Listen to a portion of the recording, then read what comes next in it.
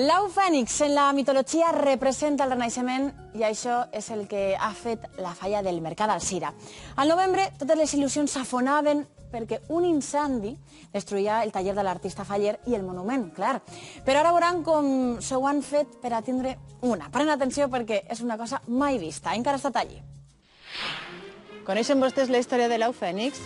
Doncs és la història de la falla del Mercat d'Alzira. En novembre esta comissió va tindre un colp molt dur. Sí, en novembre va passar la santa desgràcia que se mos va cremar el que és la nau dels artistes, Palacio i Serra, que volien fer un monument molt important, que era el fantasma de l'òpera, i van tindre la mala notícia esta i van ser tot plors i llàgrimes en la comissió de la falla del Mercat. Així tenim l'au fènix, que té una simbologia molt gran i és una au que cada 500 anys es consumia pel foc i de les cendres renaixia. Fallera Major, què voleu dir en esta falla? Pues res, és la simbologia de que la falla del Mercat, una vegada més, se sorgís de les cendres amb aquesta au fènix, a pesar de la desgràcia que va passar, però que no. I que n'hi ha falles per rato.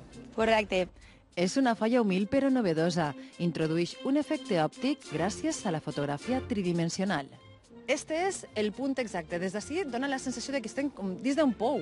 Sí, efectivament. El que m'intenta aconseguir és veure un pou, del pou ixen les flames, de les flames ressorgeix l'au fènix, igual que nosaltres hem eixit del foc, avant i a fer falla i a fer festa com faig falta.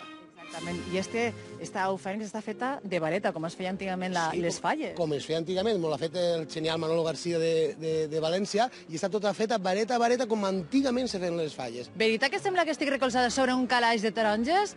Pues és una pegatina tridimensional que fa que sembli real, i és l'efecte en el que està basat la falla del Mercat. La falla se mos ha cremat, continuarem plantant mentre tinguem força. Molt bé que feu. A veure, Héctor, què volies dir? Visca la falla del Mercat!